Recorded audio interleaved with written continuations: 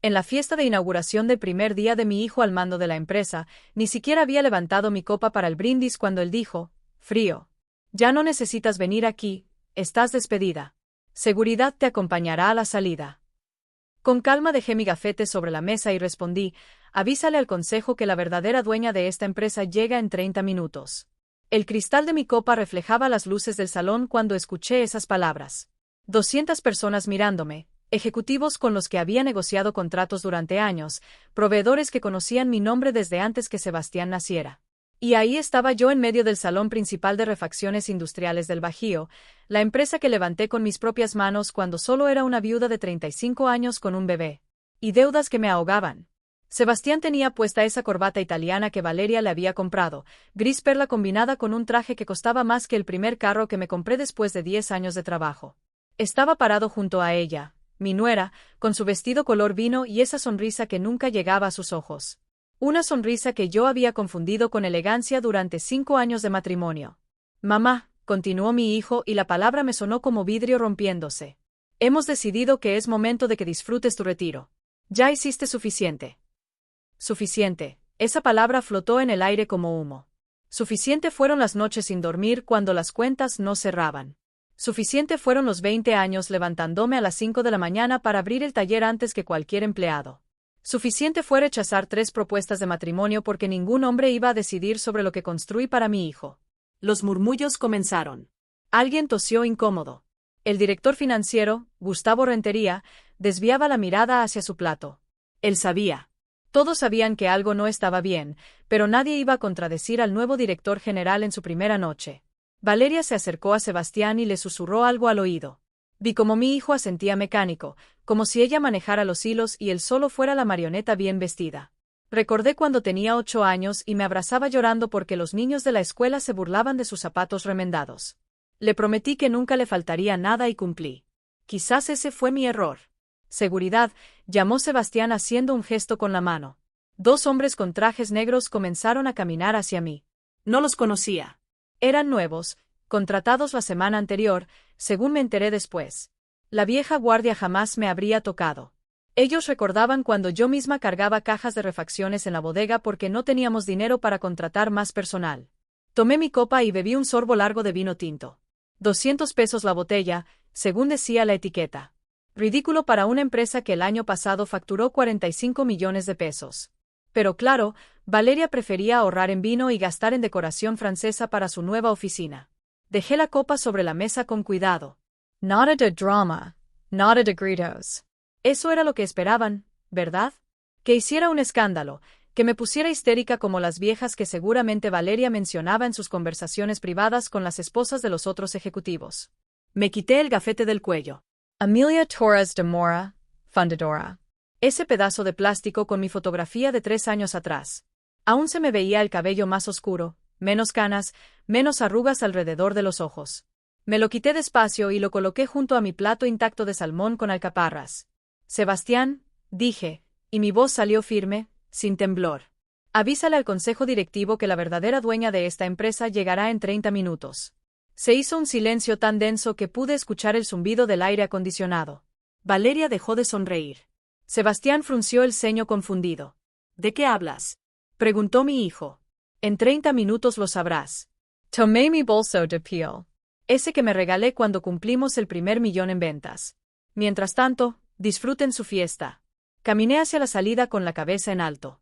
Los tacones resonaban contra el mármol importado que Valeria había insistido en instalar el mes pasado. 3 millones de pesos en pisos cuando teníamos equipos en la planta que necesitaban mantenimiento. Pero ella siempre tuvo prioridades diferentes. Nadie me detuvo. Los guardias de seguridad se quedaron inmóviles sin saber qué hacer. Gustavo Rentería me miró con algo parecido a la lástima. O quizás era miedo. Él sabía más de lo que aparentaba. Cuando llegué al elevador, presioné el botón y esperé. Las puertas de acero reflejaban mi rostro. 67 años. Arrugas que contaban historias de sol en la piel mientras supervisaba entregas. Manos que alguna vez tuvieron callos de tanto trabajar. Ojos que habían visto crecer un imperio desde un taller de 3 empleados hasta una empresa con 200 trabajadores. Las puertas se cerraron y por primera vez en toda la noche sonreí porque ellos no sabían 3 cosas fundamentales. Primero, nunca firmé la transferencia real de la patente del sistema de inventario automatizado que desarrollamos hace 5 años. Ese sistema que representa el 60% del valor comercial de la empresa. Segundo, tenía copias de todos los documentos fraudulentos que Valeria me hizo firmar bajo engaños. Y tercero, afuera del edificio me esperaba la licenciada Fernanda Aguirre, la abogada corporativa más temida de Guadalajara, con 2 carpetas llenas de evidencia y una orden judicial que iba a cambiar todo. El elevador descendía piso por piso y con cada nivel que bajaba sentía como recuperaba algo que había perdido en esos últimos 3 años. Dignidad, fuerza, claridad. 30 minutos. Eso era todo lo que necesitaba para demostrarles quién realmente construyó ese imperio. Y cuando las puertas del elevador se abrieron en la planta baja, el aire fresco de la noche me golpeó la cara como una promesa de justicia. Si quieres saber cómo una madre traicionada recuperó lo que era suyo por derecho, suscríbete al canal porque esta historia apenas comienza. 30 años atrás, yo no era la mujer que acababan de humillar en ese salón de luces brillantes y pisos de mármol. Era Amelia Torres, una viuda de 35 años con un bebé de 8 meses que no dejaba de llorar y un taller mecánico heredado que se caía a pedazos. Cuando Roberto murió en ese accidente en la carretera a Morelia, llevando refacciones a un cliente que nunca pagó, me dejó 3 cosas. Un hijo, un taller con deudas de 180,000 pesos y un reloj de bolsillo de plata con una inscripción que leía tiempo de sembrar, tiempo de cosechar. Ese reloj era lo único de valor que teníamos, pero jamás lo vendí. Lo guardaba en mi bolso como un recordatorio de que todo tiene su momento. El taller estaba en la colonia Ferrocarril, en un edificio de ladrillo que olía a aceite quemado y metal oxidado. 3 empleados, don Jacinto, que tenía 60 años y manos que temblaban por la artritis. Mario, un muchacho de 22 que sabía más de motores que cualquier ingeniero y Refugio que llevaba las cuentas en un cuaderno de pasta dura porque no teníamos dinero para una computadora. Los acreedores llamaban cada 2 días. El banco amenazaba con quedarse con el terreno. Los proveedores ya no nos fiaban ni un tornillo. Y yo tenía un bebé que alimentar con leche de fórmula que costaba 200 pesos la lata. Las madrugadas empezaban a las 4. Preparaba tamales de rajas con queso en la cocina de la casa que rentaba, una vivienda de 2 cuartos en la misma colonia. Para las 5:30 ya estaba en la esquina de la avenida Lázaro Cárdenas vendiendo a los trabajadores que iban a la fábrica textil 150 pesos diarios, a veces 200 si tenía suerte. A las 8 dejaba a Sebastián con mi vecina, la señora Pacheco, que me cobraba 300 pesos a la semana.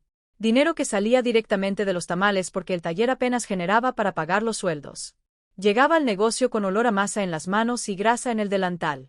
Don Jacinto nunca me miraba con lástima, solo me preguntaba, ¿qué hacemos hoy, patrona? Y yo revisaba las pocas órdenes de trabajo que teníamos, intentando estirar cada peso como si fuera chicle. Los primeros 6 meses fueron pura supervivencia. Aprendí a negociar con los acreedores. Denme 3 meses más y les pago con intereses. La mayoría aceptaba porque sabían que si nos cerraban no recuperarían nada. Aprendí a buscar refacciones usadas en los desguazaderos de la ciudad. Aprendí a sonreír aunque tuviera ganas de llorar. El punto de quiebre llegó una tarde de julio. Un hombre llegó en una camioneta Ford con el motor haciendo un ruido que sonaba a muerte inminente. Era dueño de una flotilla de transporte de carga.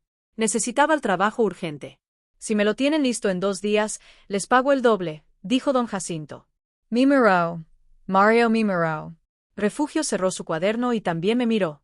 Todos sabíamos que era imposible. No teníamos las refacciones, no teníamos el tiempo, pero sí teníamos la necesidad. Lo tendrá en 2 días, respondí. Trabajamos 48 horas casi sin parar. Yo llamé a cada proveedor que conocía hasta encontrar las piezas. Empeñé mi anillo de bodas para pagar por adelantado. Mario durmió 3 horas en el piso del taller. Don Jacinto se inyectó medicamento para el dolor en las articulaciones y siguió trabajando. Y yo, entre llamada y llamada, amamantaba a Sebastián en la oficina que era más un closet con escritorio. Entregamos a tiempo. El hombre pagó 12,000 pesos cash. Billetes arrugados que conté 3 veces porque no podía creer que fueran reales.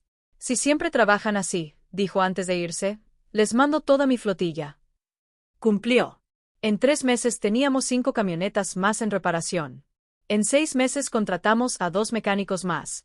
En 1 año habíamos pagado la mitad de las deudas y Sebastián ya caminaba entre las herramientas como si el taller fuera su parque de juegos.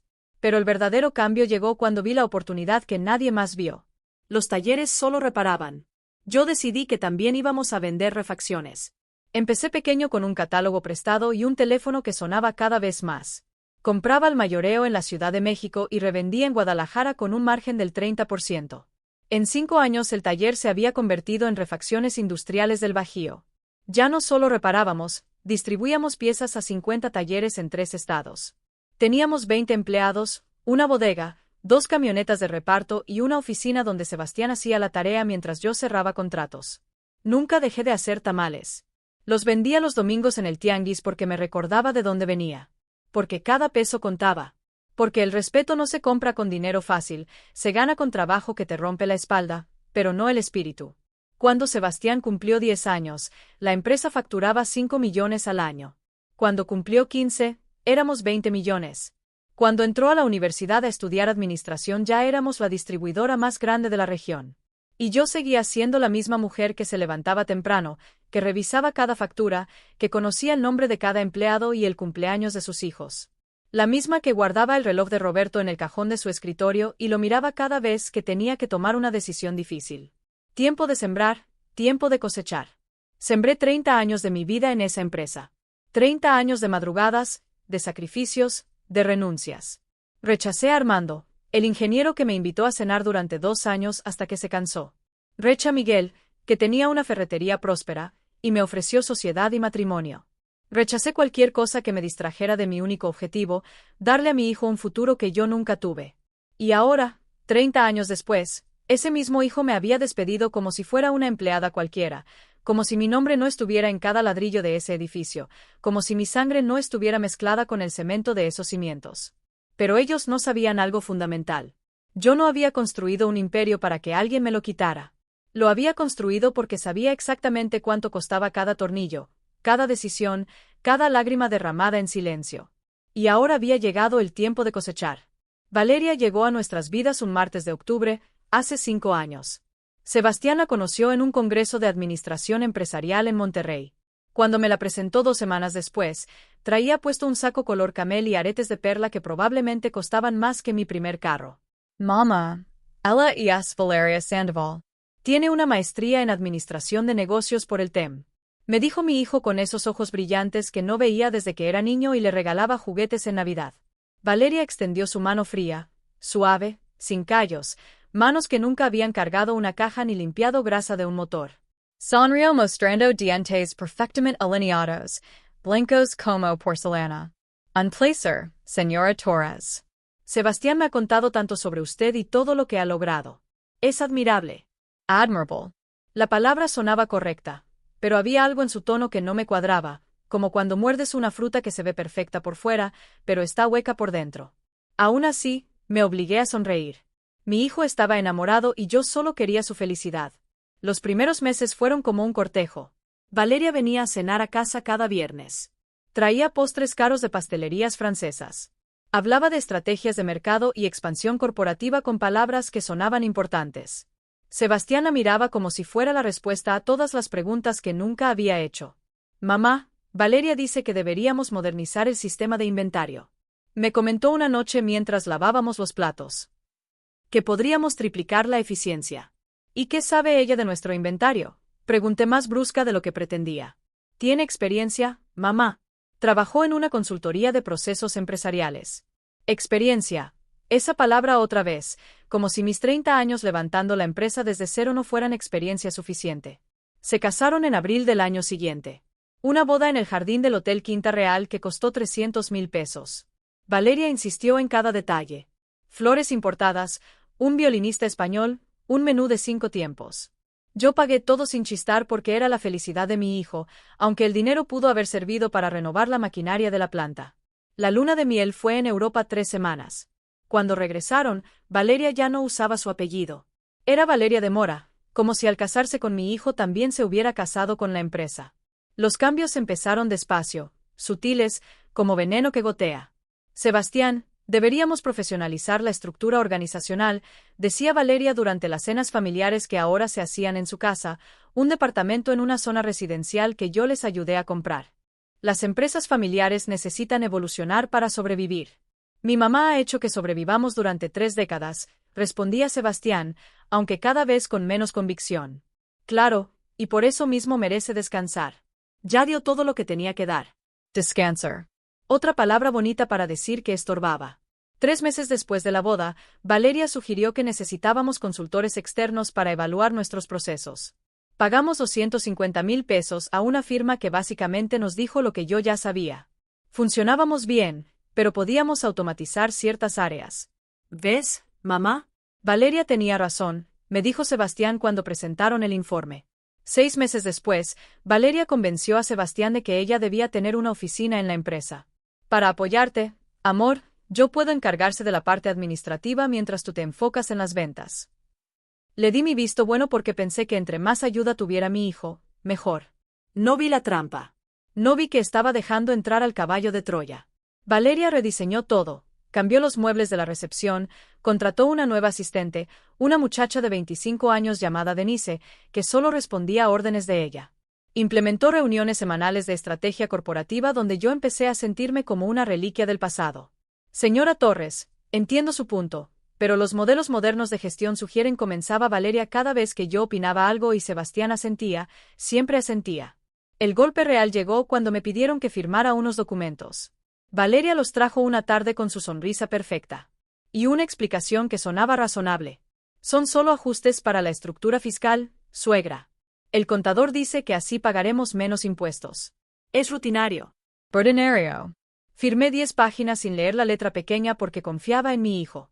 Porque jamás imaginé que la mujer que dormía junto a él estaba tejiendo una red para atraparme. Un año después, mi oficina fue remodelada sin que me lo consultaran. Cuando llegué un lunes, encontré que la habían reducido a la mitad. Mis archivos, los que contenían 30 años de historia, habían sido digitalizados y enviados a almacenamiento externo. Es más eficiente, mamá, explicó Sebastián. Valeria coordinó todo el proceso. Por supuesto que lo hizo. Mi asistente, Refugio, la misma que había estado conmigo desde los días del taller, fue despedida 2 meses después. Necesitamos personal más joven, más adaptado a las nuevas tecnologías, dijo Valeria durante una reunión del consejo donde yo ya casi ni participaba. Refugio conoce esta empresa mejor que nadie. Protest. Exactamente. Conoce la empresa del pasado. Nosotros estamos construyendo la empresa del futuro. Sebastián no dijo nada, solo miraba a su esposa con esa admiración ciega que me partía el corazón. Las reuniones importantes comenzaron a programarse cuando yo casualmente tenía citas con proveedores fuera de la ciudad. Las decisiones se tomaban sin consultarme. Los reportes financieros llegaban a mi escritorio 3 días después de que ya se habían discutido con el consejo. Me estaban borrando lento, sistemático, como si pasaran un borrador sobre mi nombre hasta que solo quedara mancha borrosa. Y lo peor no era Valeria. Lo peor era ver a mi hijo transformarse en alguien que no reconocía. El niño que lloraba en mis brazos cuando le dolía el estómago, ahora evitaba mi mirada en las juntas. El joven que me pedía consejo para cada decisión, ahora sentía cada palabra de su esposa como si fuera evangelio. Una noche los vi en el estacionamiento de la empresa. No sabían que yo seguía en mi oficina. Valeria le acariciaba la mejilla a Sebastián mientras le decía algo al oído. Él sonreía y en ese momento lo supe. Ya no era su madre quien tenía su oído, era ella. Y ella tenía planes que yo apenas estaba comenzando a comprender. El día que caí en la trampa estaba lloviendo. Recuerdo el sonido del agua golpeando contra las ventanas de la sala de juntas mientras Valeria desplegaba los documentos sobre la mesa de caoba como si fueran cartas de póker. Suegra, necesitamos hablar de algo importante. Comenzó acomodándose un mechón de cabello detrás de la oreja. Sebastián estaba a su lado, serio, con esa corbata azul marino que le regalé en su último cumpleaños. ¿Qué pasa?, pregunté dejando mi taza de café sobre el posavasos. Hemos estado consultando con asesores fiscales, intervino mi hijo. Mamá, estamos pagando impuestos innecesarios, miles de pesos que podríamos ahorrar si reestructuramos la empresa. Valeria asintió empujando una carpeta hacia mí. Es un proceso estándar en empresas de nuestro tamaño. Básicamente creamos un fideicomiso que protege el patrimonio y optimiza la carga tributaria. Abrí la carpeta. Páginas y páginas llenas de términos legales que sonaban como trabalenguas, cláusulas, anexos, firmas de abogados que no conocía. ¿Y esto qué significa exactamente?, pregunté señalando una sección que hablaba sobre transferencia de participaciones accionarias. Es técnico, respondió Valeria con esa sonrisa que ya me resultaba insoportable. Básicamente usted mantiene su posición como fundadora, pero las acciones se administran a través del fideicomiso. Más eficiente, más seguro, protegemos el patrimonio familiar de cualquier eventualidad. ¿Qué eventualidad?, Demandas, problemas legales, cualquier cosa. Usted ya tiene 64 años, suegra. Es pensar en el futuro. 64 años. Lo dijo como si fuera una sentencia de muerte, como si a esa edad ya no tuviera derecho a opinar sobre lo que construí. Mamá. Sebastián se inclinó hacia adelante tomando mi mano. Sus ojos, los mismos ojos cafés de Roberto, me miraban con algo parecido a la súplica. Confía en nosotros. Solo queremos proteger lo que has construido. Lo que es nuestro. Nuestro. No tuyo. Nuestro. Firmé la primera página, luego la segunda. Valeria iba señalando con su uña perfectamente pintada de rojo cereza, donde debía poner mi nombre. Aquí, suegra, y aquí, una más en esta parte. ¿No debería leerlo con más calma?, pregunté en algún momento, sintiendo un peso extraño en el pecho. Por supuesto si quiere, pero el contador dice que necesitamos presentarlo antes del viernes para que aplique en este ejercicio fiscal. Si no, perdemos el ahorro de este año. Sebastián apretó mi mano. Mamá, te prometo que todo está bien. Valeria revisó todo con 3 abogados diferentes. 3 abogados que yo nunca había visto. 3 abogados que probablemente cobraron una fortuna por diseñar esta jaula perfecta. Firmé todo. 23 páginas. Cada firma era como entregar un pedazo de mí misma sin darme cuenta. 2 semanas después llegó otro paquete de documentos. Poderes especiales para agilizar la toma de decisiones, explicó Valeria durante un desayuno en la oficina. Usted viaja mucho visitando proveedores. Necesitamos que Sebastián pueda firmar contratos sin esperar a que regrese. Tenía sentido, o al menos así me lo pareció.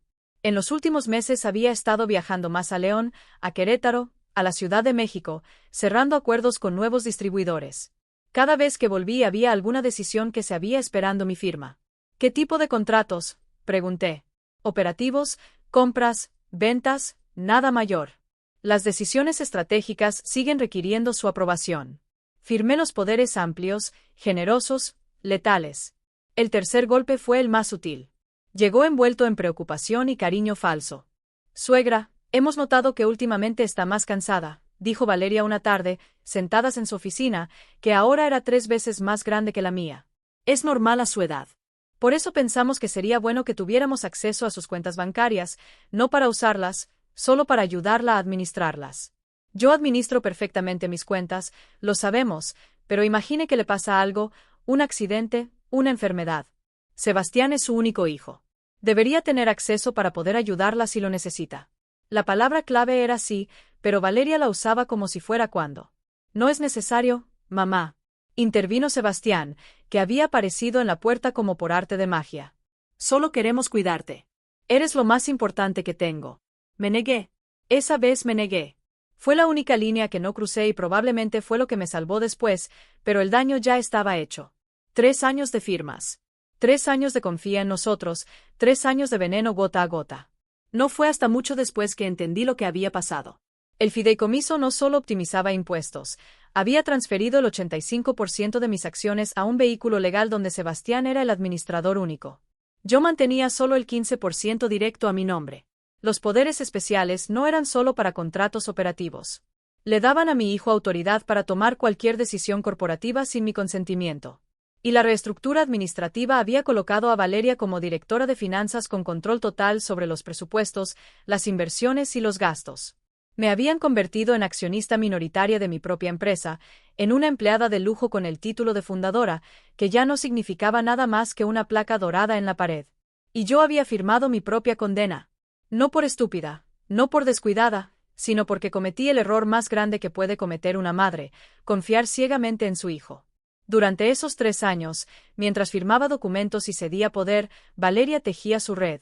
Cambiaba empleados leales por gente nueva que solo le respondía a ella. Modificaba políticas, creaba estructuras donde yo ya no era necesaria.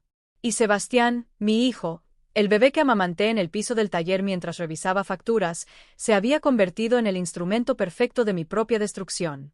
Porque Valeria sabía algo que yo tardé años en entender. No necesitas destruir a alguien con violencia.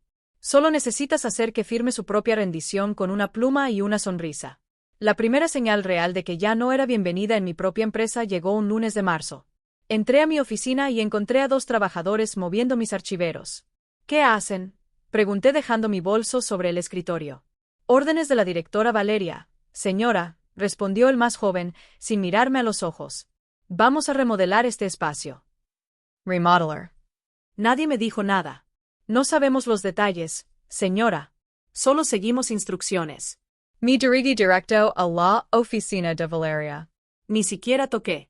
Abrí la puerta y la encontré revisando unos planos extendidos sobre su escritorio de cristal. Alzó la vista con esa calma que ya me resultaba amenazante. Suegra, justo iba a hablar con usted. ¿Por qué están moviendo mis cosas? Es parte del plan de optimización de espacios. Su oficina es demasiado grande para el uso que le da. La vamos a dividir en dos. Una mitad seguirá siendo suya.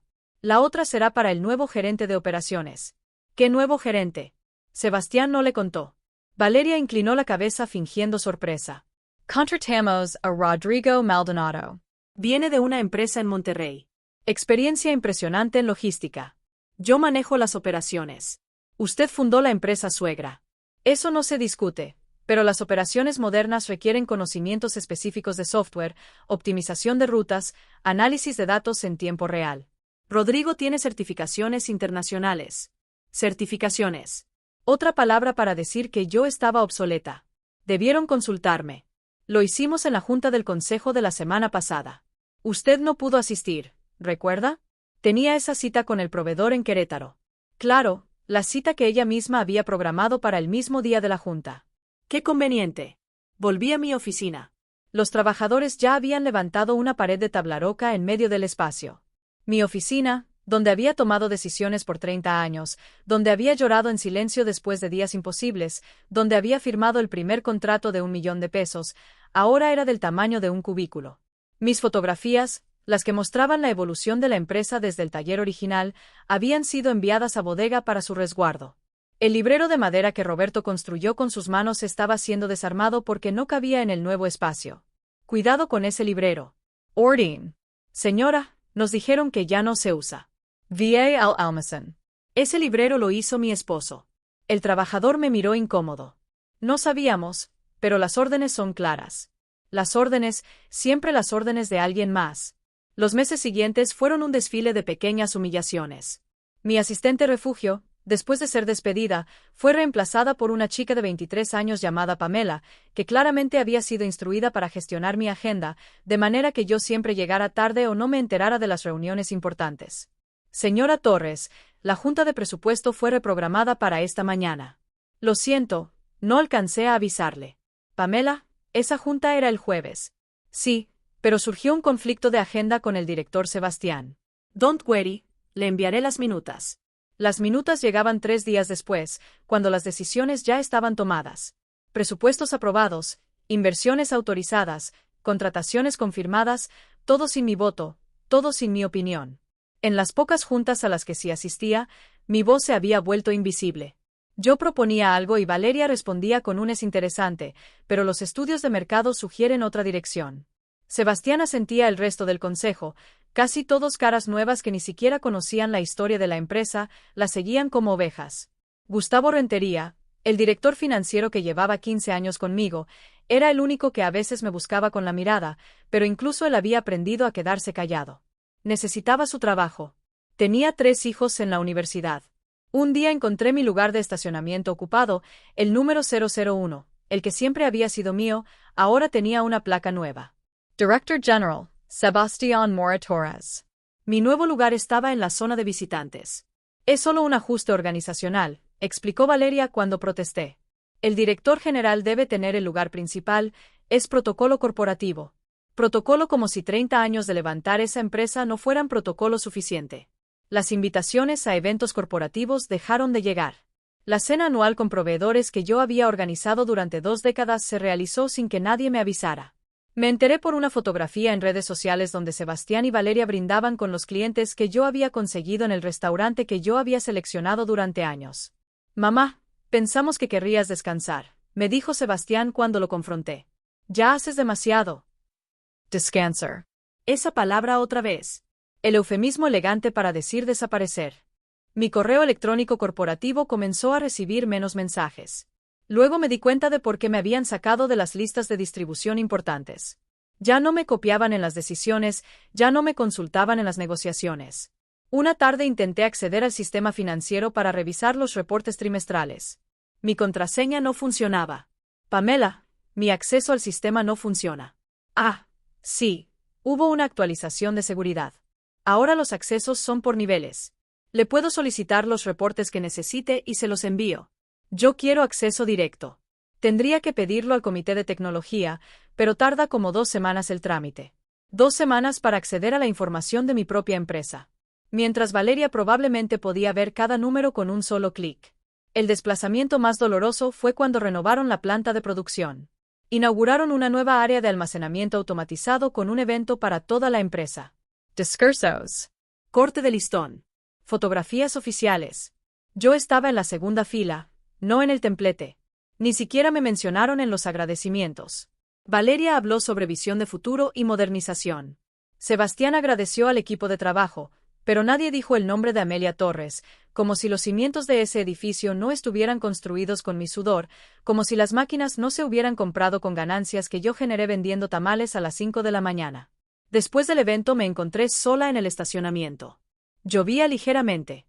Vi a través de las ventanas del salón a todos celebrando. Sebastián reía con los nuevos ejecutivos. Valeria posaba para fotografías y yo estaba afuera bajo la lluvia, sintiéndome como una extraña en el lugar que construí con mis manos. Saqué del bolso el reloj de Roberto. Las 8 de la noche, tiempo de sembrar, tiempo de cosechar. Leí la inscripción una vez más. Había sembrado 30 años de mi vida, pero alguien más estaba cosechando los frutos. Y en ese momento, bajo la lluvia, tomé una decisión. No iba a llorar más. No iba a aceptar más humillaciones. Si me querían fuera, iban a tener que sacarme con la verdad por delante, porque yo no era una empleada que se podía despedir con una carta. Yo era la dueña y era hora de recordarles quién construyó ese imperio que ahora querían robarme. El descubrimiento llegó por accidente. Como todas las verdades que cambian una vida, no la estaba buscando. Simplemente apareció frente a mí como una bofetada. Era un jueves por la tarde, 2 meses antes de aquella fiesta de inauguración que lo cambiaría todo. Pamela había salido temprano. Algo sobre una cita médica que yo no tenía por qué cuestionar. Necesitaba imprimir un contrato que un proveedor me había enviado por correo. La impresora de mi oficina diminuta se había descompuesto la semana anterior y aún no la reparaban, así que caminé hacia la oficina de Sebastián. Él estaba en una reunión fuera de la empresa. La puerta estaba abierta. Me senté frente a su computadora. Todavía tenía su sesión abierta. Busqué mi correo en el navegador y encontré el documento. Lo mandé a imprimir. Mientras esperaba que saliera, la pantalla mostró una notificación. Un correo nuevo en la bandeja de entrada de Sebastián. No iba a leerlo. No era mi intención, pero el asunto me detuvo en seco. Borrador final. Estrategia de transición @. Amelia Torres. Mis iniciales. El cursor parpadeaba sobre el mensaje. Mi mano temblaba sobre el mouse. No debía abrirlo. Era la correspondencia de mi hijo. Pero algo en mi estómago me decía que necesitaba ver qué había dentro. Hice clic. El correo era de un tal licenciado Héctor Briceño del despacho legal Briceño en Asociados. Nunca había oído ese nombre. El mensaje era breve pero letal. Estimado Sebastián, adjunto el documento final de la estrategia de transición para la señora Amelia Torres. Como discutimos, el enfoque debe ser gradual firme. Los puntos clave. 1. Anuncio de retiro voluntario durante evento corporativo. 2. Pensión mensual de 25.000 como reconocimiento a su trayectoria. 3. Remoción inmediata de accesos administrativos. 4. Comunicado de prensa posicionándola como fundadora honoraria en retiro merecido. El timing is crucial. Aprovechar el impulso de su nombramiento como director general para proyectar imagen de renovación generacional. Cualquier duda, quedo atento. 25.000 pesos mensuales, una pensión que apenas cubriría la renta de un departamento modesto. La empresa facturaba 45 millones al año y me ofrecían 25.000 pesos mensuales como si fuera una limosna. Abrí el documento adjunto, 12 páginas de estrategia detallada, fechas, tácticas de comunicación. Hasta tenían un discurso preescrito para que Sebastián lo leyera el día de mi retiro voluntario. Mi madre, Amelia Torres, ha sido el corazón de esta empresa durante 3 décadas. Hoy, con profundo amor y agradecimiento, respetamos su decisión de dar un paso al costado para disfrutar el descanso que merece. Descanso, retiro voluntario, palabras bonitas para ocultar un despojo. Pero lo que realmente me destrozó fue la última sección del documento, una nota interna probablemente escrita por Valeria que decía justificación estratégica. AT representa el modelo de gestión antiguo. Su resistencia al cambio y apego emocional a procesos obsoletos dificulta la modernización necesaria. Si bien su contribución histórica es innegable, su presencia actual es un lastre para el crecimiento. La transición debe ejecutarse con delicadeza, pero sin ambigüedad. No puede haber marcha atrás. Lastre. Me llamaron lastre. Yo que levanté esa empresa desde un taller con 3 empleados. Yo que vendí tamales durante años para pagar las deudas que Roberto dejó. Yo que rechacé ofertas de matrimonio y vida personal. Porque mi único objetivo era darle un futuro a mi hijo. Lastre. Las lágrimas llegaron sin pedir permiso. Caían sobre el teclado mientras seguía leyendo. Había un cronograma. Fechas específicas. La transición estaba planeada para ejecutarse en 6 semanas, justo después del evento de nombramiento de Sebastián como director general. Todo estaba calculado. Cada palabra, cada movimiento me iban a sacar en mi propia fiesta de despedida disfrazada de homenaje. Escuché pasos en el pasillo, cerré el correo rápidamente, tomé los papeles de la impresora y salí de la oficina justo cuando Valeria doblaba la esquina. Suegra, ¿qué hace aquí? Mi impresora no sirve. Vine a usar la de Sebastián. Me miró con esos ojos grises que ahora veía por lo que realmente eran. Calculadores fríos. Entiendo. Deberíamos comprarle una nueva. No es necesario, respondí sosteniendo los papeles contra mi pecho. Ya tengo lo que necesitaba. Caminé de regreso a mi oficina. Cerré la puerta. Me senté en mi silla y miré alrededor. Las paredes desnudas, el espacio reducido, los archivos que ya no estaban. Todo había sido parte del plan. Cada humillación, cada desplazamiento, cada puerta que se cerraba en mi cara. No fue negligencia, fue estrategia. Saqué el reloj de Roberto del cajón. Las 5 de la tarde. En la oficina de al lado escuchaba las risas del nuevo gerente de operaciones hablando por teléfono. En el pasillo, empleados que ya ni me saludaban caminaban apurados a reuniones de las que yo estaba excluida. Pensé en mi hijo, en el bebé que cargué mientras mezclaba cemento para reparar las paredes del taller, en el niño que me abrazaba y me decía, cuando sea grande, voy a cuidarte como tú me cuidas a mí. ¿En qué momento se rompió esa promesa? ¿Fue gradual o hubo un día específico donde Sebastián dejó de ser mi hijo y se convirtió en el instrumento de Valeria? No lo sabía. Y en ese momento dolía más no saberlo que la traición misma. Tomé mi celular y marqué un número que no había usado en años. Lorena Campos, mi asistente durante 20 años, la que Valeria despidió con la excusa de reestructuración. Señora Torres, Lorena, necesito verte. Esta noche fuera de la oficina hubo un silencio. Luego pasó algo. Sí, y necesito tu ayuda. Nos encontramos en un café cerca de la Minerva. Lorena llegó con una caja de cartón. Cuando me despidieron, dijo poniendo la caja sobre la mesa. Sabía que algo no estaba bien. Así que antes de irme hice copias. ¿Copias de qué? De todo. Documentos, correos, contratos. Durante meses vi cómo la señora Valeria movía papeles, cambiaba cifras, firmaba cosas a su nombre. Me dio mala espina y cuando intenté decírselo me corrieron. Abrió la caja. Adentro había carpetas organizadas por fecha, documentos legales, estados financieros, correos impresos. Esto, señaló una carpeta roja. Son los documentos que usted firmó hace 3 años. Los originales y estos, señaló otra carpeta azul, son las versiones que realmente se presentaron ante notario. Abrí ambas carpetas, las puse lado a lado. Las diferencias eran sutiles, devastadoras, cláusulas agregadas, porcentajes modificados. Mi firma estaba en ambas versiones, pero el contenido era diferente. Me engañaron, susurré. La estafaron, corrigió Lorena. Y tengo más. Transferencias a cuentas offshore, facturas infladas a proveedores fantasma. La señora Valeria no solo la está sacando de la empresa, la está vaciando. Sentí como algo dentro de mí se quebraba, pero no era mi espíritu. Era el último vestigio de la mujer ingenua que había confiado en su familia. Necesito un abogado, dije. Conozco a alguien, el licenciado Ernesto Salazar, trabajó con su esposo hace años. Se jubiló, pero creo que para usted haría una excepción. Esa noche no dormí. Leí cada documento que Lorena me había dado, cada correo, cada contrato. La evidencia era aplastante. No solo me habían mentido, me habían robado sistemáticamente durante 3 años. Y yo había firmado sin cuestionar porque confiaba, porque era mi hijo, pero ya no más. A las 6 de la mañana marqué el número que Lorena me había dado. Licenciado Salazar, soy Emilia Torres. Viuda de Roberto Mora. Necesito recuperar mi empresa.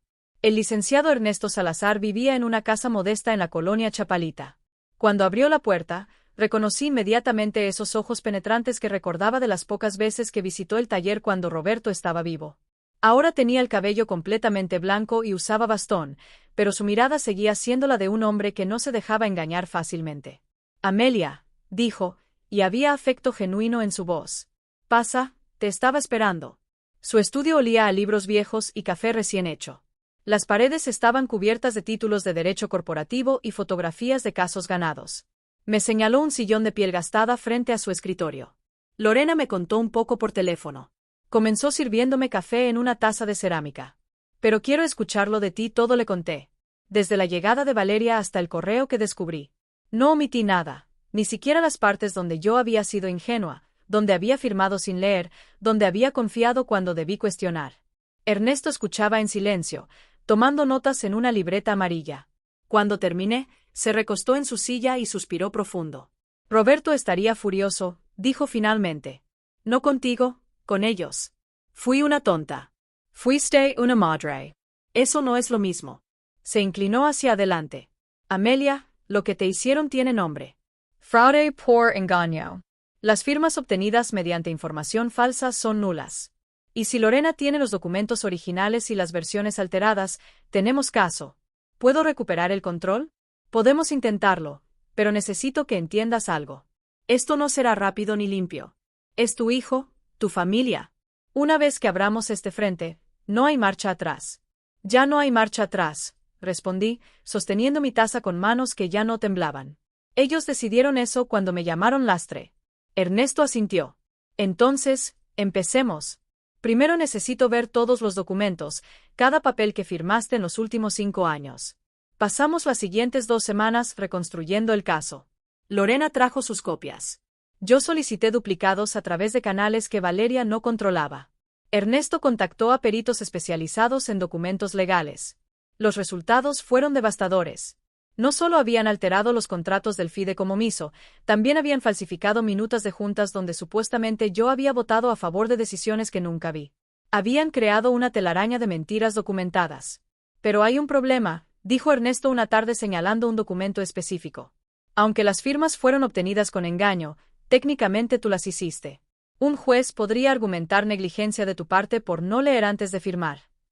Entonces perdí. No dije eso. Dije que necesitamos algo más, algo que no puedan refutar, algo que demuestre que sin ti esa empresa no vale nada.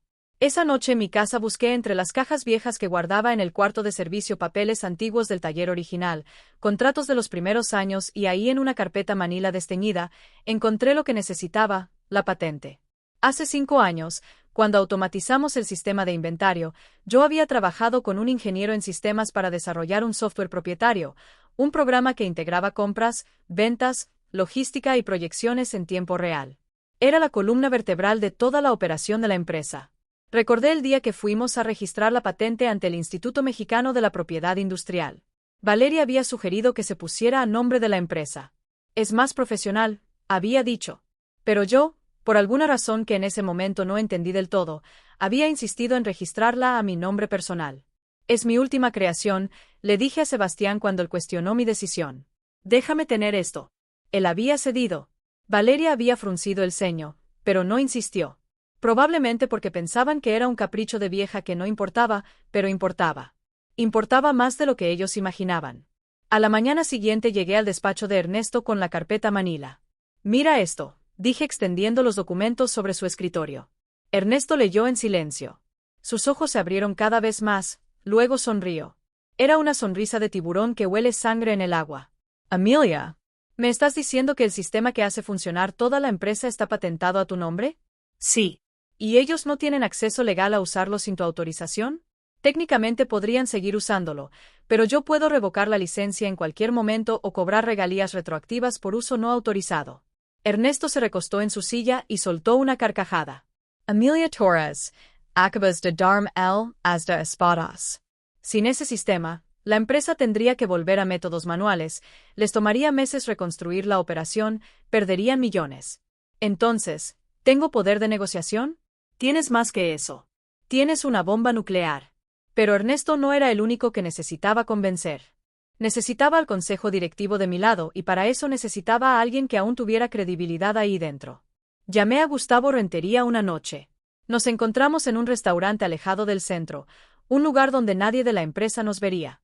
Señora Torres, dijo cuando se sentó frente a mí. Si Valeria se entera de que nos vimos, me despide. Lo sé, por eso te estoy pidiendo esto. ¿Qué necesita? La verdad, ¿qué está pasando con las finanzas de la empresa? Gustavo miró alrededor, bajó la voz. Están desviando fondos, facturas infladas a proveedores fantasma, transferencias a cuentas offshore registradas en Panamá.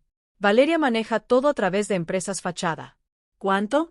En los últimos 2 años calculo que han sacado cerca de 8 millones de pesos. 8 millones.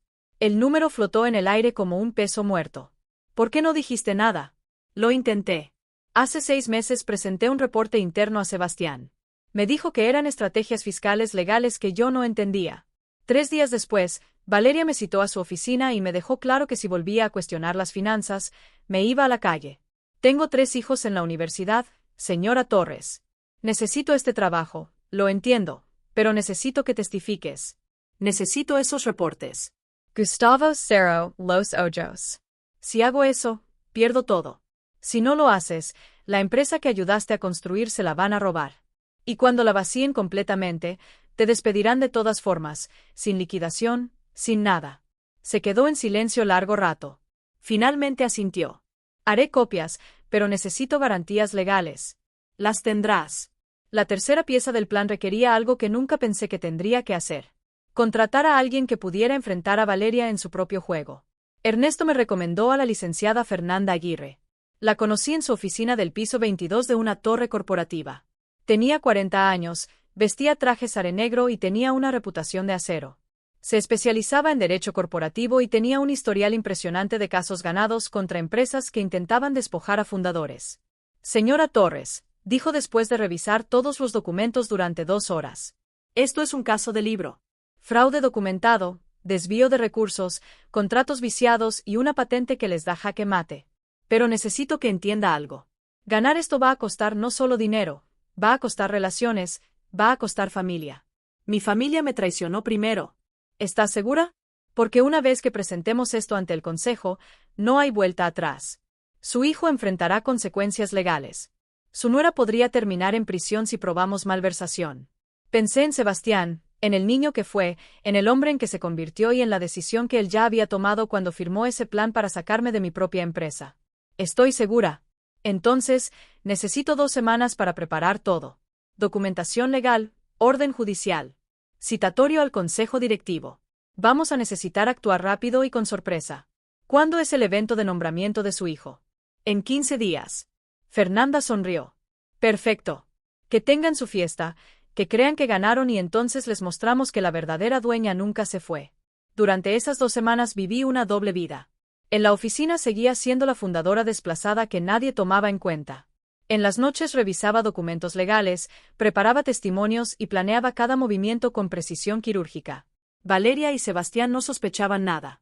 Los veía en las reuniones sonrientes, seguros de su victoria. Planeaban esa fiesta como si fuera una coronación. No sabían que yo también estaba planeando, no una fiesta, una resurrección. Y cuando el reloj de Roberto marcara la hora correcta, iba a recordarles que el tiempo de cosechar había llegado, pero esta vez yo iba a cosechar justicia. El elevador bajaba lentamente mientras yo contaba los segundos. Planta baja. Las puertas se abrieron y ahí estaba Fernanda Aguirre con su maletín de piel y esa mirada que no dejaba espacio para dudas. ¿Lista? Preguntó más que nunca. Junto a ella estaba Ernesto Salazar, apoyado en su bastón, pero con una carpeta gruesa bajo el brazo, y detrás de ellos Lorena y Gustavo Rentería, ambos con expresiones tensas pero decididas. 30 minutos, dije mirando el reloj de Roberto. Les prometí 30 minutos. Subimos en elevador. Nadie habló. Solo se escuchaba el zumbido del motor y mi respiración más tranquila de lo que había estado en meses, porque por primera vez en 3 años yo controlaba la narrativa. Las puertas se abrieron en el piso del salón de eventos. La música seguía sonando. Las risas flotaban en el aire mezcladas con el tintineo de copas. Pero cuando atravesé esas puertas con mi equipo legal detrás, el sonido se apagó como si alguien hubiera cortado el cable de audio. 200 pares de ojos se clavaron en mí, pero esta vez no caminaba sola, Esta vez traía la verdad. Sebastián estaba en el centro del salón, copa en mano, congelado a medio brindis. Valeria a su lado dejó de sonreír. Su rostro palideció 3 tonos. Buenas noches, dije, y mi voz resonó clara en el silencio. Lamento interrumpir la celebración, pero hay algunos asuntos legales que requieren atención inmediata. Fernanda Aguirre se adelantó. Buenas noches. Soy la licenciada Fernanda Aguirre, representante legal de la señora Amelia Torres de Mora, fundadora y legítima propietaria mayoritaria de Refacciones Industriales del Bajío. Traigo un citatorio para el Consejo Directivo. Es obligatorio. Es ahora. El director de Recursos Humanos, un hombre llamado Patricio Sánchez, que Valeria había contratado el año anterior, se acercó. ¿De qué se trata esto? De fraude corporativo, documentos falsificados y desvío de recursos, respondió Ernesto, su voz firme a pesar de los años. Y tenemos evidencia completa. Valeria soltó una risa nerviosa. Esto es ridículo, Sebastián. Diles que se vayan. Pero mi hijo no se movió. Me miraba como si estuviera viendo un fantasma. O quizás por primera vez en años estaba viendo a su madre realmente. Consejo directivo, llamó Fernanda. Sala de juntas, 5 minutos. Esto no es opcional. La sala de juntas se llenó rápidamente. Los 7 miembros del consejo tomaron sus lugares. Sebastián y Valeria en un extremo de la mesa, yo en el otro, flanqueada por mis abogados. Entre nosotros 3 carpetas gruesas que contenían 3 años de mentiras documentadas. Fernanda abrió la primera carpeta. Empecemos con los hechos. En los últimos 3 años se presentaron ante esta empresa documentos legales supuestamente firmados por la señora Torres. Sin embargo, tenemos evidencia de que estos documentos fueron alterados después de obtener su firma. Proyectó en la pantalla 2 versiones del mismo contrato, una al lado de la otra. La firma era idéntica, el contenido radicalmente diferente. La señora Torres firmó esto, señaló el documento de la izquierda, pero esto, señaló el de la derecha, fue lo que se registró ante notario. ¿Ven las cláusulas adicionales, los porcentajes modificados? Fraude documentado. Gustavo Rentería levantó la mano. Yo también tengo algo que presentar. Abrió su laptop.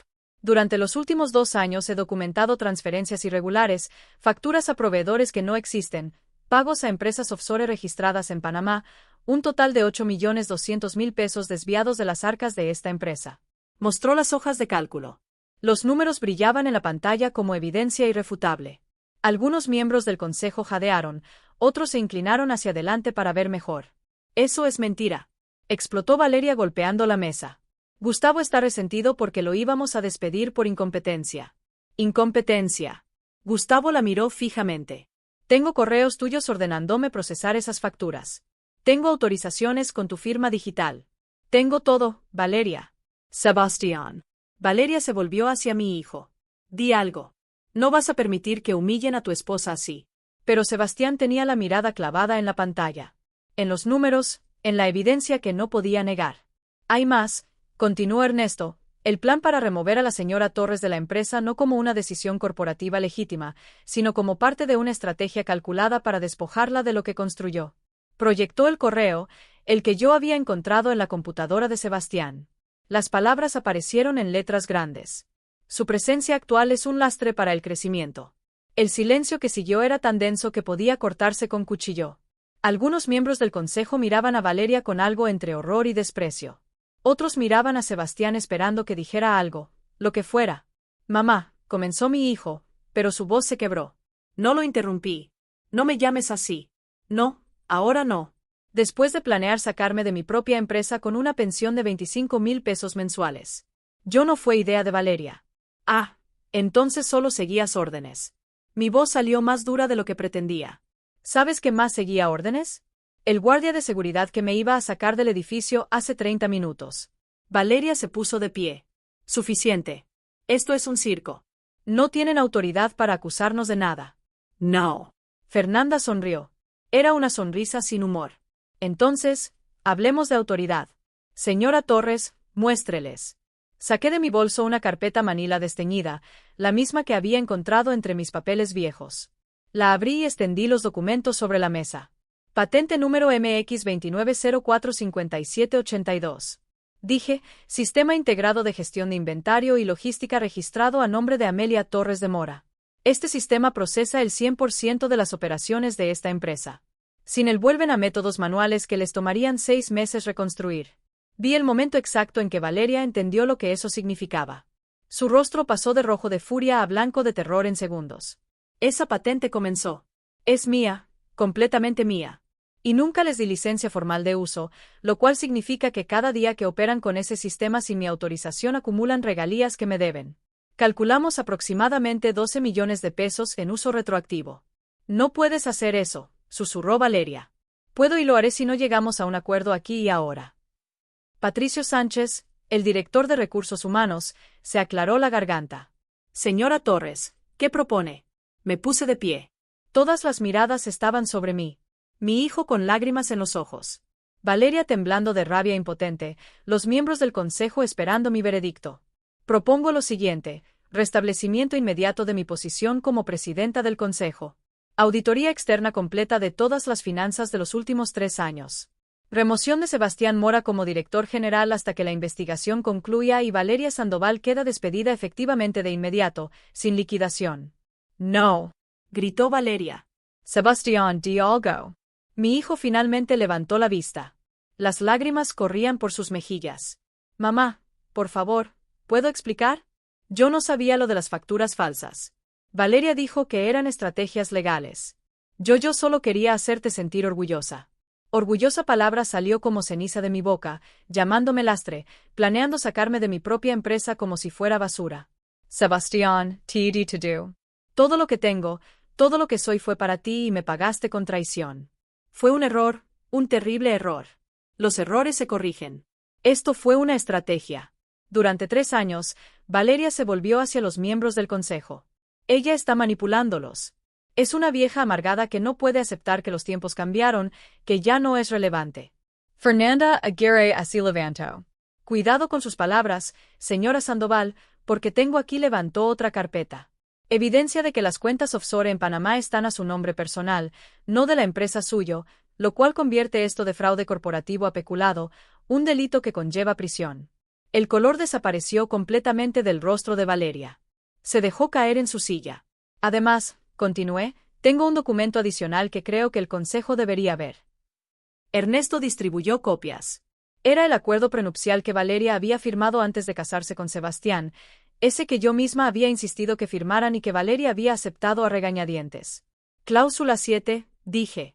En caso de divorcio o separación por causa de fraude o conducta delictiva comprobada de cualquiera de las partes, la parte culpable pierde todo derecho sobre bienes matrimoniales y empresariales. Creo que fraude corporativo y peculado califican. Valeria me miró con un odio tan puro que casi podía sentirlo físicamente. Eres una bruja.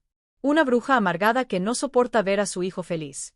Yo lo que no soporto, respondí, y mi voz finalmente tembló con la emoción contenida.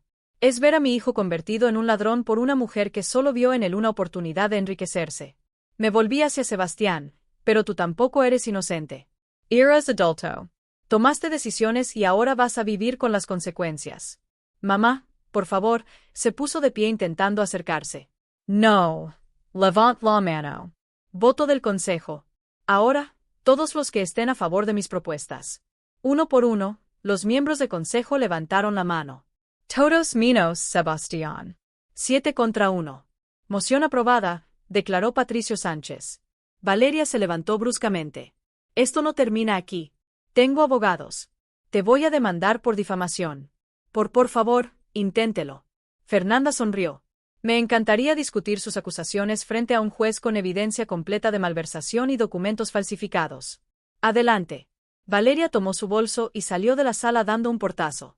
Sebastián se quedó inmóvil mirándome con ojos suplicantes. Tienes 2 opciones, le dije. Cooperar con la investigación, devolver lo que se pueda recuperar y quizás, solo quizás, algún día reconstruir algo de confianza o seguir a tu esposa y enfrentar cargos criminales junto a ella. Ella está embarazada, susurró.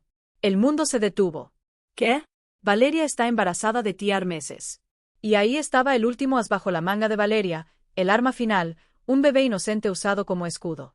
Entonces dije y mi voz salió más cansada de lo que había sonado en toda la noche. Tienes aún más razones para tomar la decisión correcta, porque ese niño va a necesitar un padre que no esté en prisión. Sebastián se derrumbó en su silla con la cabeza entre las manos, llorando como no lo había visto llorar desde que era un niño. Y yo, viendo a mi hijo roto, Sentí algo quebrarse también dentro de mí, porque había ganado la batalla, pero el costo era más alto de lo que imaginé. La justicia tiene sabor amargo cuando viene servida en la mesa familiar. La sala de juntas se vació lentamente. Los miembros del consejo salían en silencio, sin saber qué decir, qué hacer con el peso de lo que acababan de presenciar. Fernanda y Ernesto revisaban documentos preparando los siguientes pasos legales. Lorena y Gustavo esperaban cerca de la puerta dándome espacio, pero yo no podía moverme. Seguía sentada frente a Sebastián, separadas por esa mesa de cada decisiones importantes. Solo que esta vez la decisión no era de negocios, era de sangre. Mi hijo tenía la cabeza entre las manos. Sus hombros temblaban y, por un momento terrible y hermoso a la vez, volví a ver al niño de 8 años que lloraba porque los otros niños se burlaban de sus zapatos remendados. ¿Cuándo lo supiste?, pregunté finalmente. ¿Cuándo supiste del embarazo? Sebastián levantó la cabeza.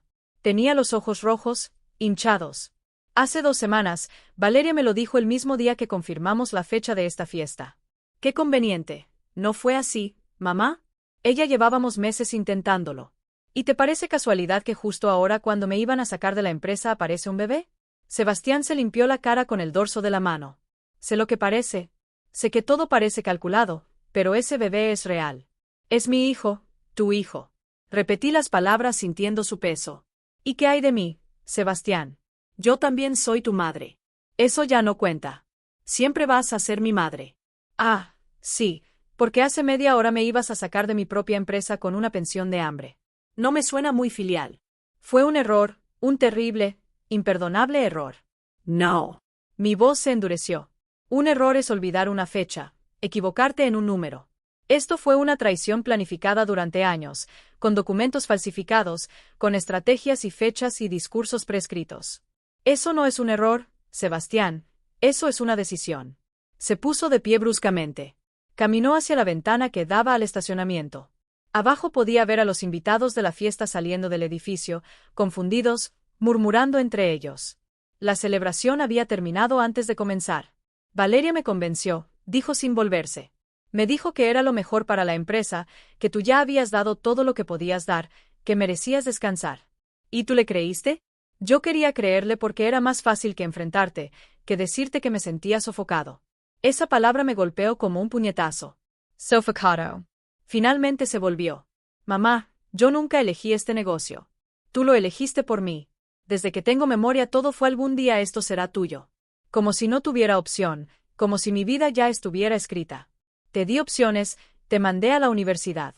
Estudiaste administración porque tú quisiste, porque era lo que esperabas, porque decepcionarte era imposible después de todo lo que sacrificaste por mí. Su voz subió de volumen. ¿Sabes cuánta presión es esa?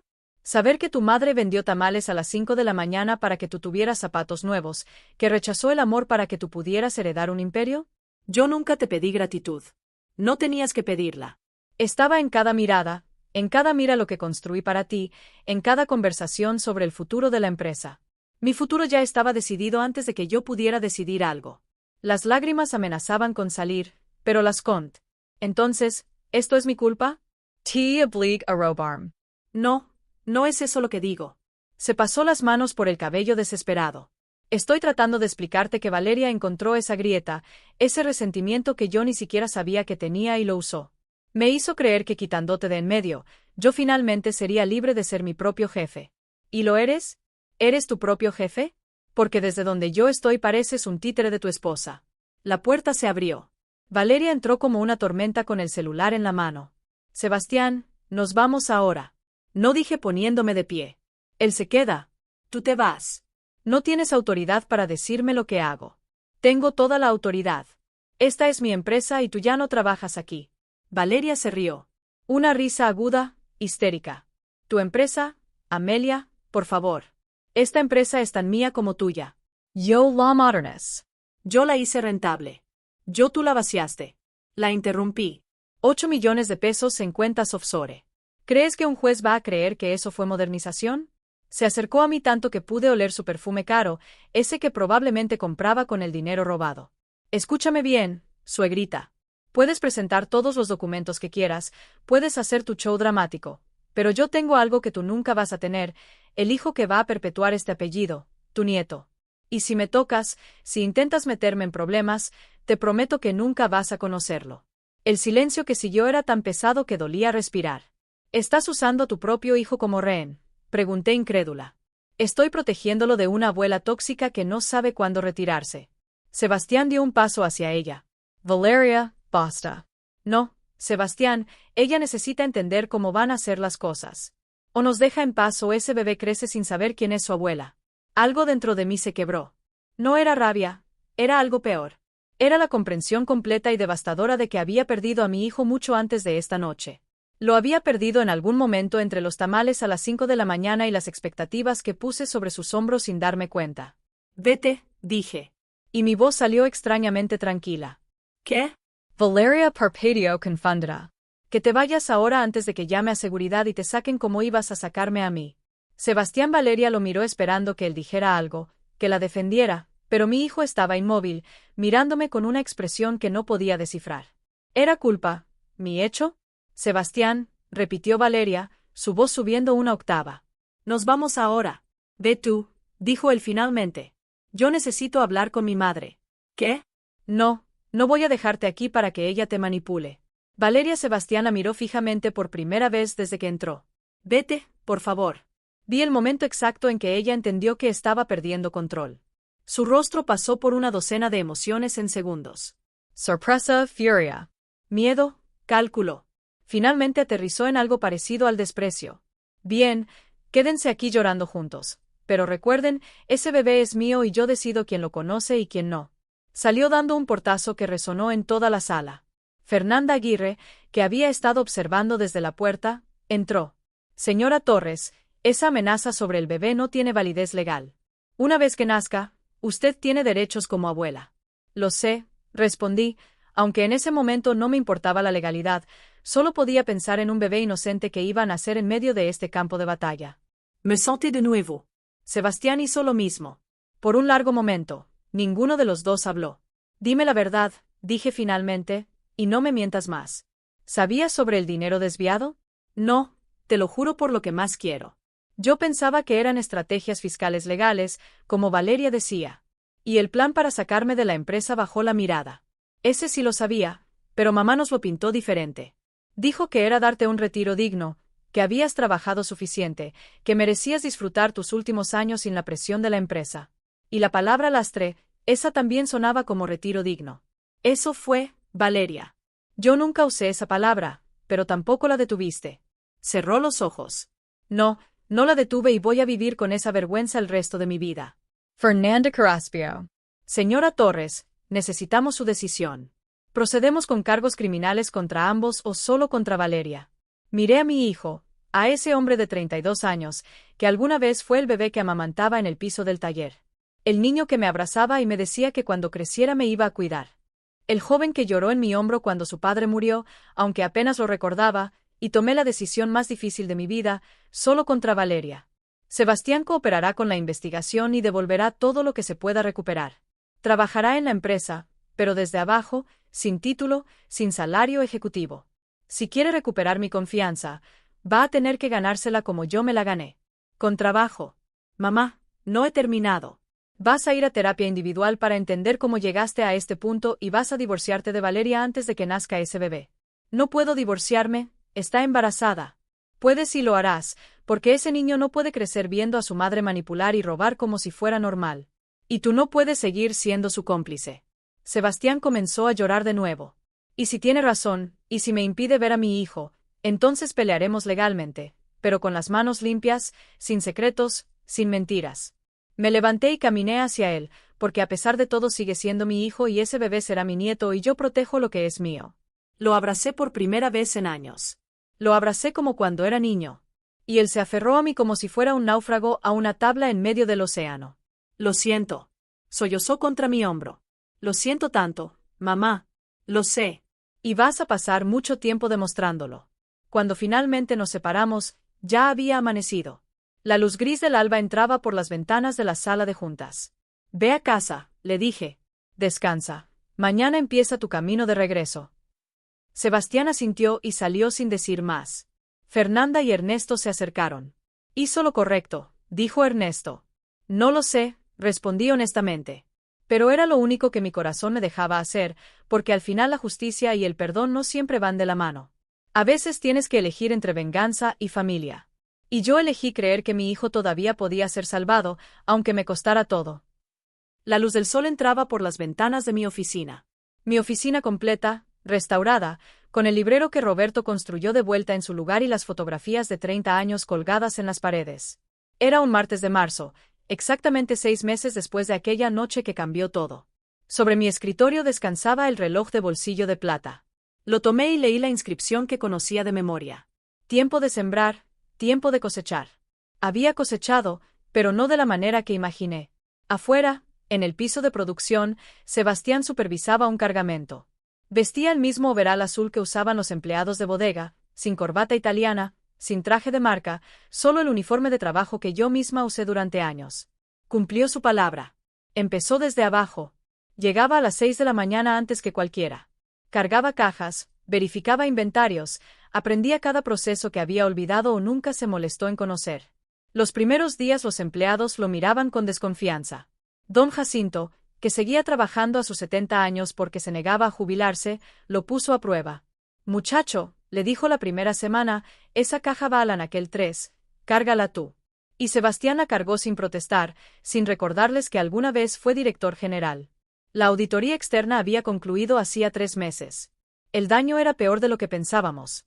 Valeria no solo había desviado 8 millones, eran 11.300.000 pesos distribuidos en cuentas offshore, facturas falsas y consultorías que nunca existieron. Fernanda Aguirre presentó cargos criminales. Valeria huyó a Monterrey con su familia. Intentó esconderse detrás del embarazo jugando la carta de víctima en redes sociales.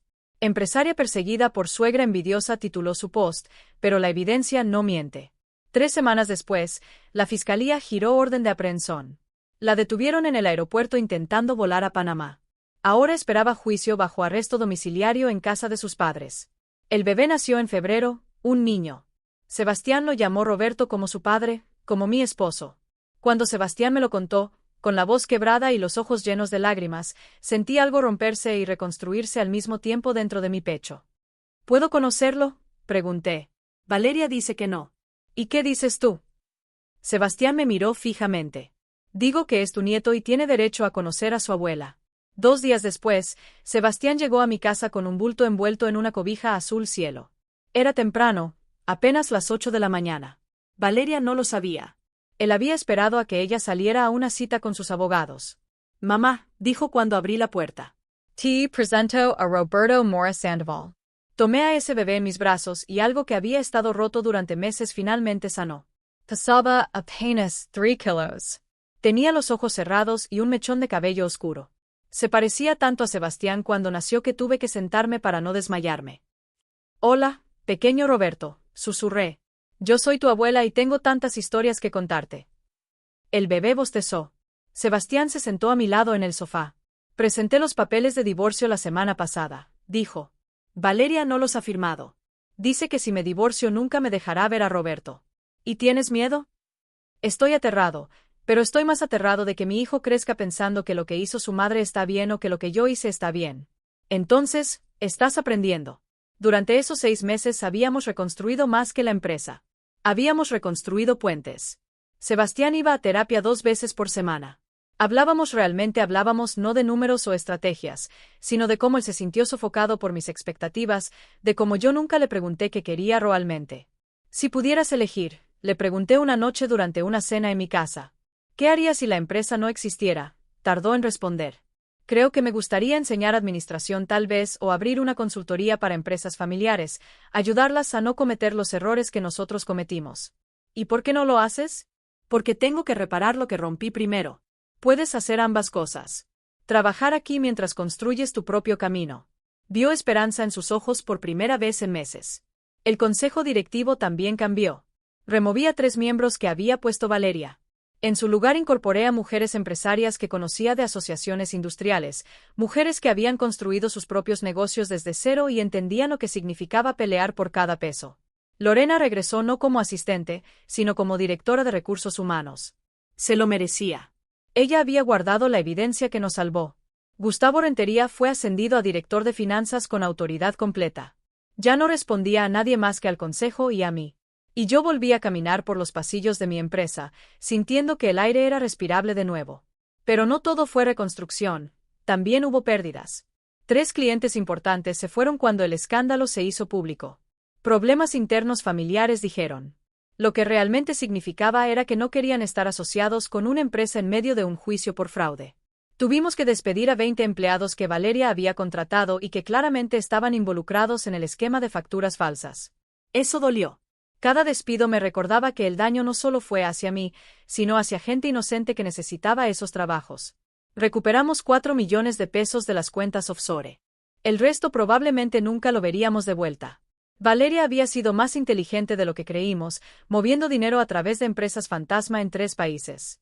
Pero la empresa sobrevivió, más pequeña, más cautelosa, pero viva.